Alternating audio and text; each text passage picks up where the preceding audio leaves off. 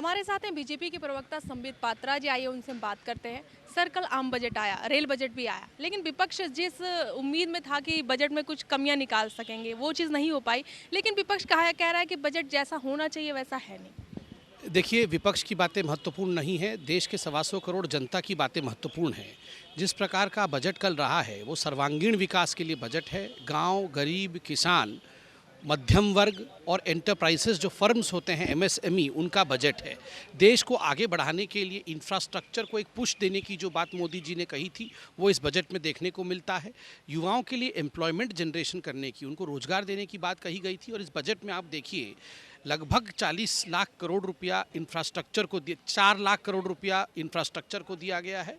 प्रेसाइसली 3.99 लाख करोड़ रुपया इंफ्रास्ट्रक्चर को दिया गया है। एमएसएमई में जो 5% टैक्स ब्रेक दिया गया है, इन सब के माध्यम से एक बहुत बड़ा छलांग एम्प्लॉयमेंट अर्थात रोजगार को मिलेगा। और सबसे बड़ी बात है, वर्षों तक, दशकों तक राजनीतिक रिफॉर्म्स की बात होती थी, पॉलिटिकल रिफॉर्म्स की बात होती थी, मगर पहली बार हमने देखा है कि इस प्रकार बजट में इस बार पॉलिटिकल फंडिंग के रिफॉर्म्स को लेकर सकारात्मक बात हुई है। एक बहुत बड़ा प्रावधान किया गया है। विजय माल्या जैसे लोग जो देश के पैसा लेकर भाग जाते थे और देश वापस नहीं आते थे, उनकी प्रॉपर्टी को किस प्रकार जब्त की जाए उसकी बात भी की गई है। सर, इस बार पहली बार ऐसा हुआ है कि आम बजट के साथ साथ रेल बजट भी पेश किया गया। तो विपक्ष का ये कहना है कि रेल बजट तो अपने आप में काफ़ी अहम है, तो उसको एक साथ करके एक फॉर्मेलिटी निभाई गई है। बिल्कुल नहीं, ये आज एक ऐतिहासिक बजट है।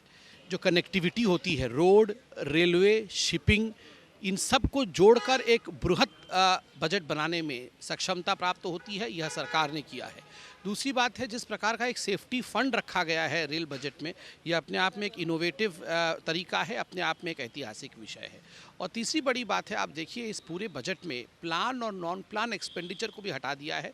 इससे भारत के पूरे बजट को एक पुश मिलता है। एक आखिरी सवाल सर, मनोहर पर्रिकर को चुनाव आयोग की तरफ से नोटिस दिया गया है, कल 3 तारीख को जवाब मांगा गया है, क्या कुछ कहेंगे? नहीं, इस विषय पे मुझे कोई ज्ञान नहीं है, मगर मनोहर पर्रिकर जी हमारे नेता हैं।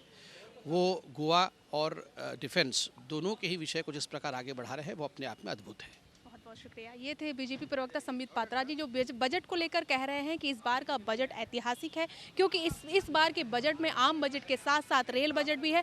और इस आम बजट और रेल बजट में खासकर जनता की मूलभूत सुविधाओं को ध्यान में रखा गया है। और इस बात के बजट में जो है वो किसान, युवा, हर पीढ़ी को ध्यान में रखकर इस बार का बजट तैयार किया गया है। अगर विपक्ष इस पर उंगली उठा रहा है या सवाल खड़ा कर रहा है तो वो सरासर गलत और बेबुनियाद है। कैमरा पर्सन यादव शर्मा के साथ सरिता गुप्ता, के न्यूज़, दिल्ली।